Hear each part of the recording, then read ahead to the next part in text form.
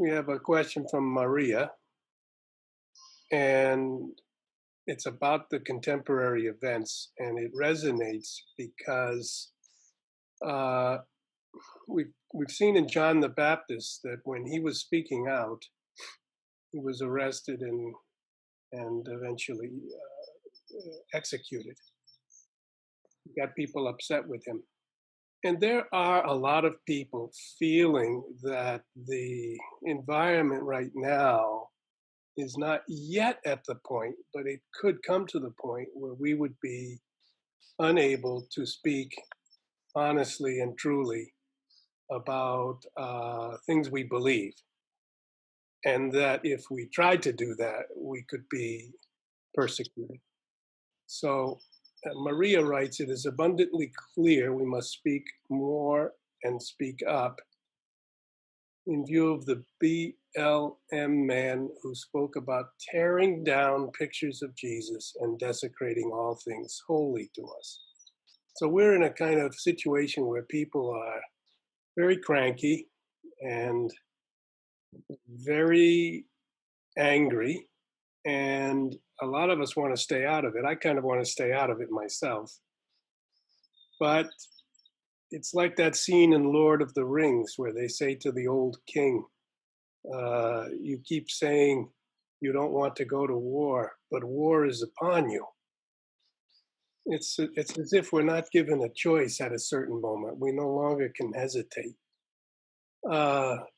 A lot of our leaders don't want to speak out. I've seen some very, very eloquent words from the Bishop of San Francisco, Salvatore Cordileone, Heart of the Lion. And of course, Monsignor Vigano is writing many things, and he is attempting to grapple with the question of the role of the faith in our time and the role of the kind of alternative humanistic faith which is proposed to us. So these questions are out there, and we're all kind of meditating on them. And I think Father Tony might be a good one to just take me a step further on this, and then I could respond to what you say. Yeah, you caught me a little bit off guard because I was actually thinking as you were talking there, Bob, I'm sitting in front of a beautiful photo of my parents. But above that is the when I was ordained, my ordination, the laying on of hands by no other than Theodore McCarrick. Mm-hmm. And, you know, the ordination obviously is valid, and but well, you have to mention that. Why would you have to mention that? What is the reason for saying the ordination is valid? yeah, well, obviously because we know the whole situation with Cardinal McCarrick, and you know the accusations, the allegations leveled against him, which led to his defrocking. You know, no longer a cardinal, a bishop, a priest, reduced to a layman. I hate that term, reduced, because it's a horrible term. But certainly no longer able to function as a priest. So one might question, well, when he ordained me, and perhaps knew of that situation in his life, is it still valid? But remember, every sacrament is valid. So even a priest who is leading a life that is immoral and gives out, you know, consecrates the host a mass, the mass is still valid. The host you receive is the body of Christ. Can we be clear on that?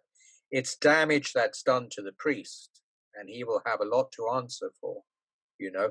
But the actual sacrament is always valid. But sometimes that can put doubts in our own mind. But this week actually marked, Dr. Moynihan, Bob, the 2-year anniversary since that credible allegation came out from New York, the Archdiocese of New York. And 2 years later, we're still waiting for the report, of course. And all along, the Church has told us, the Vatican has told us, the bishops of the United States have told us, that we are waiting for the truth, and nothing but the truth. But I've read some articles this week, and people have said to me, they're beginning to give up hope. Why is this truth taking such a long time coming out? And I can say here that in some ways, obviously I've been questioned about the reports, and I've been questioned about McCarrick, and it is a very detailed investigation, very, very detailed, and really a lot of effort is being placed on coming to that truth.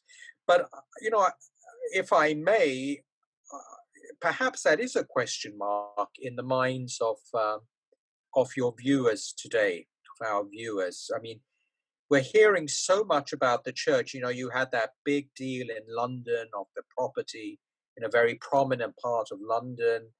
And, there's a whole question of Peter's pence, how that money's being used. And I'm just wondering, Pope Benedict said in that quote, the truth is the truth. There are no compromises. But to what extent do we go, but without destroying people's faith? I mean, because people looking upon this from the outside are saying, do I really want to be part of the Catholic Church, hearing all these things? And obviously the media has a great part to play in that, because the truth is sometimes distorted. But why is the church then taking such a long time coming out with some of these reports? And is it doing damage? Is it doing damage to the credibility of the church, the faith of believers, those who are thinking of coming into the church? Maybe some of your viewers would like to say something on that. But it's a concrete question we're faced with today, as Hmm. well. Well, you've touched on half a dozen points.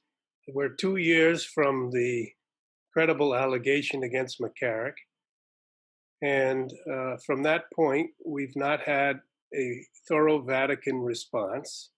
We did have the action of the Vatican to strip the cardinal of his cardinal's hat, of his episcopal ring, and of his priestly character.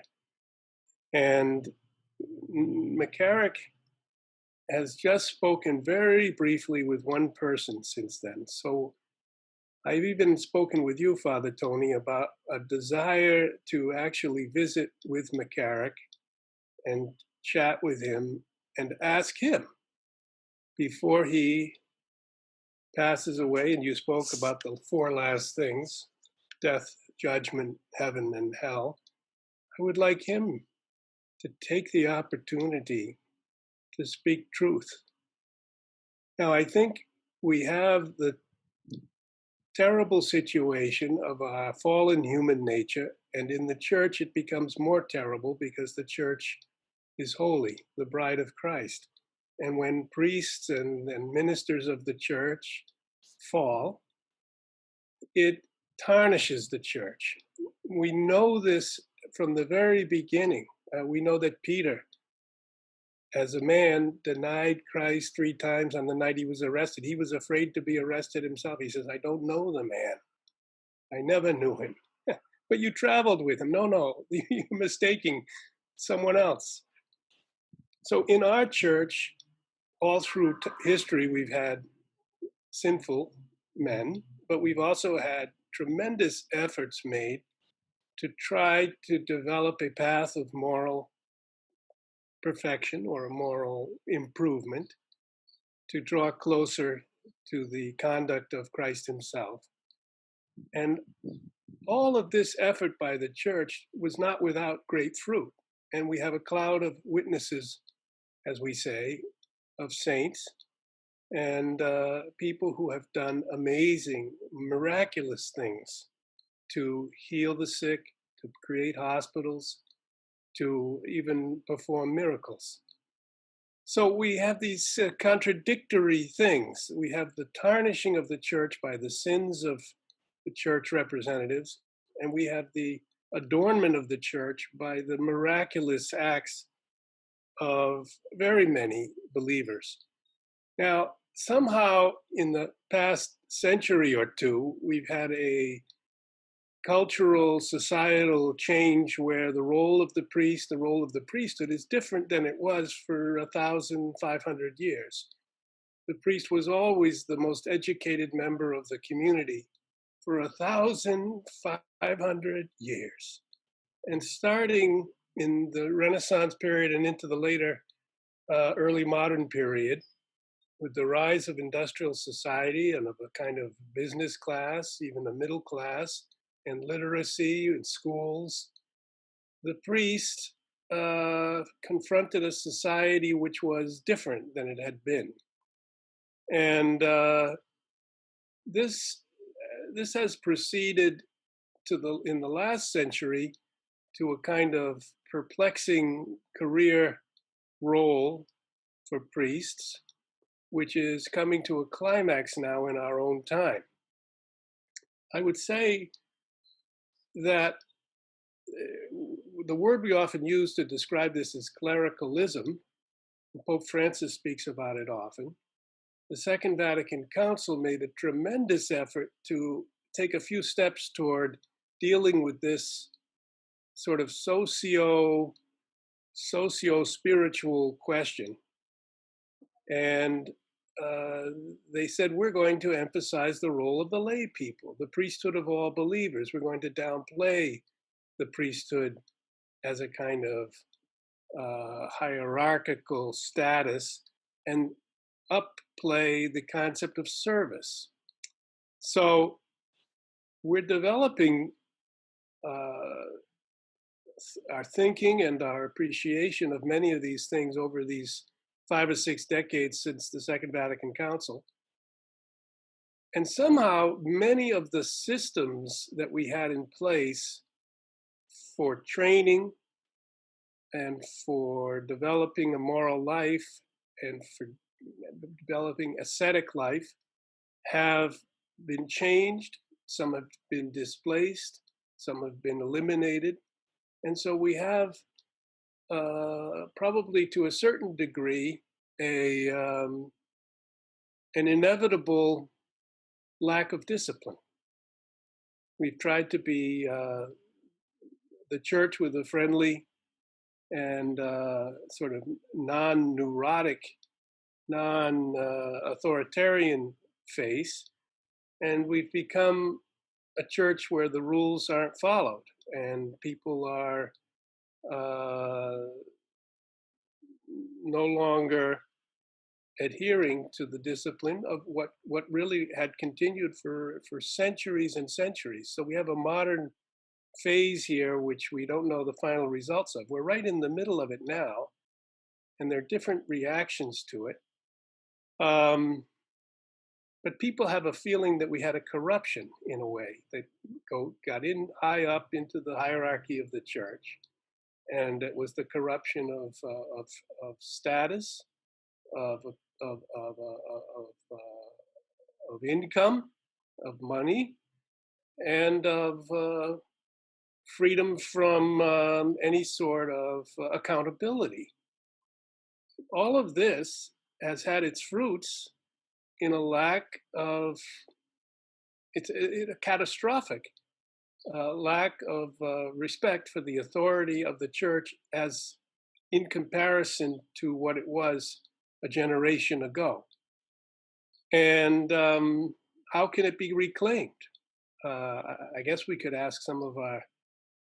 I mean, first, the Vatican probably should issue an extensive report, but I think it's got grave problems because there were people up and down the line in the life of Theodore McCarrick who promoted him, and they heard there were some problems, but they said, well, he's still useful to us, or he's a friend of ours. So there was an old boy kind of network that will have to be revealed.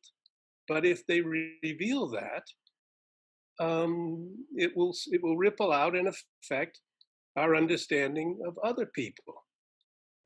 But what you Oh, were talking about is you and I had a conversation recently about this report from McCarrick and how um, the fallout from that is what you said. Also, it can affect um, the statute of limitations in certain states, and also the financial um, aspect of the diocese that would be involved. So there's a lot. Um, the Vatican also, we're Americans and we are chop chop.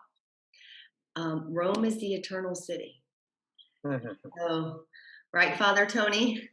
That's right. That's why nothing ever gets done. You're right. Nothing. So, when I started working there, I was told if you get one thing done in a day, it's a good day.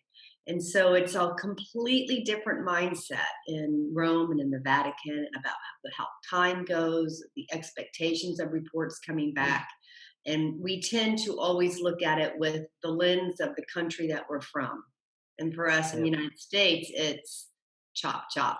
yeah. Well, we've got a couple people commenting, and I have to say that it's like a triangle of forces. First, I would say is the fallen nature of man. So we must recognize that we're going to have sinners in the church. We are all sinners, and this cannot shake our faith. So that's sort of the first point. It's just the condition of things. We are redeemed, and we have to be saved, and we have to struggle to be ascetic or to repress our greed, our pride, and so forth. We're always going to see a proud cleric or a greedy friar, who goes against his vows, and lust and rage and anger and all of these things. This is the human condition. It's a terrible reality. The church tries to administer to these and tries to heal these things by forgiving and urging to sin no more. So the second thing, though, is that this wonderful divine human institution mixed with the Holy Spirit and the human fallen spirit is hated by a number of people who would like to see it eliminated. And this is what people are texting in the chat. They're saying that Freemasons would like to diminish the power of the church, and the Communist Party, I believe it's something I don't know for a fact, but I certainly know the story that there was a woman in America named Bella Dodd who became a communist in the 1920s. She rose to a high level in the party. And during the 30s and 40s, she did a lot of work for the Communist Party. And her task was to find young men and agents, as it were, that she could place into seminaries who could become priests, and they could basically be sort of sleeping agents and not do anything in particular, except at a certain occasion they would be activated. And some became bishops, and evidently she says that 2 or 3 became cardinals. And so this was an effective infiltrating attack. It's not just hearsay, but it's actually the invasion by an enemy.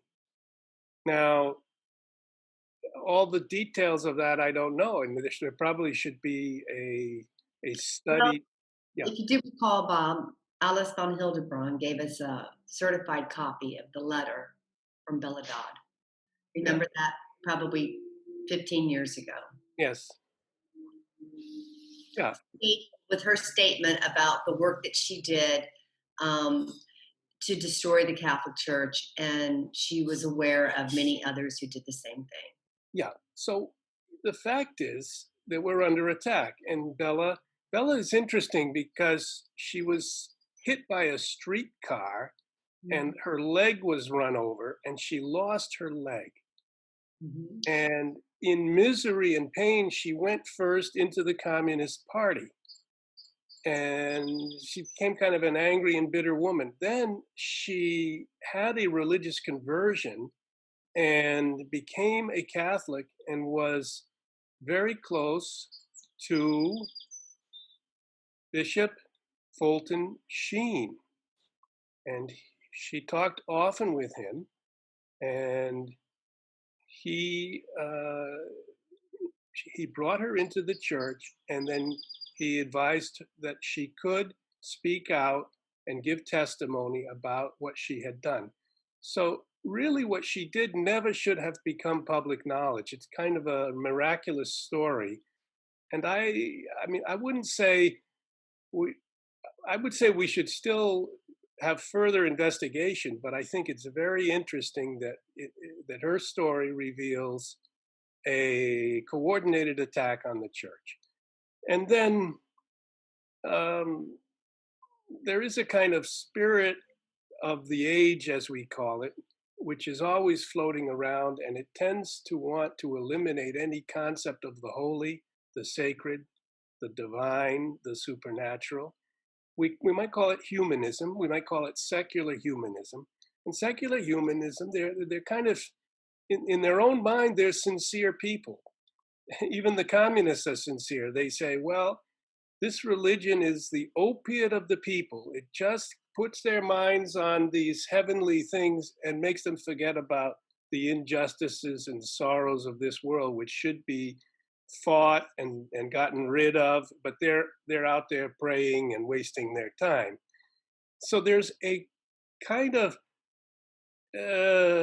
cultural tendency to attack the church through promotion of atheism and a type of skepticism, even a scientism, saying let's do science, let's not waste our time with a prayer to a hidden God. And all of this creates an environment when it really becomes very prominent in our schools and in our media and in the culture, and then finally in our politics and in our laws. It's devastating. It's very difficult for a young person to stand against it in college, and then for us in our society to speak out because we're attacked all the Yeah, time. but Bob, if Yeah. I can come in there, Bobby, so we had an interesting, um, just as you were talking, Elise Sebastian, Mhm. not sure if she's still with us, but she put in a very interesting comment there, and I really think it's important. You know, she says it's true about our human condition, we are fallen. However, um, we are Okay, also yes, called I'm to reading. holiness. Yeah, we're called to holiness. And if we somehow lower that bar, keep lowering it, you know, because of the human condition, I understand fully what you say. The human condition is terrible. It's also wonderful. And what we're called to, because we are capax Dei, we're capable of God. You know, we're the ones who, you know, we find ourselves in the gutters, but we look up at the stars, you know, and see to what we are called. And God raises us up. I mean, God became man so that we could be raised up. And I think it's really important what Elise says, because she says, you know, she's quoting from Cardinal Sarah and says, you know, if as priests, cardinals, bishops, and laity, um, we see that beauty and what we are called to. You know, as a priest, I am called. I have my faults. There's the human condition, but the greatness of what I'm called to, and I just think as well, we need to be encouraged by that. And I think Elise brings that up. The laity have to speak out to say, to call their priests and bishops and cardinals to say, wow, you know, you're not living that kind of life. Because I think, you know, what is the lack of vocations today, Bob? And many people, you know, we're in the season of ordinations today. And, you know, in Newark, we ordained 10 priests this weekend. But, you know, out of those 10, I think 9 of them are outside the diocese. And that's fine, but they come from outside. So where have all the local flowers gone? You know what I'm saying? They're Oh, bringing them in from other places. And why is that? Because I remember when I was growing up as a kid, what really attracted me was the witness of other priests. yeah. Well, They gave of themselves. You know, the priests walked around the parish, they came to the door, they came into our houses. Well, you know, during this lockdown, priests aren't even allowed to give the sacrament of anointing. yeah. You know, Well, for fear of getting the virus. So, in the very time that everyone's very sick, you think that would be the sacrament with precautions that could be given out. well. So, a big thank you to you and to Elsie Sebastian with her beautiful note here.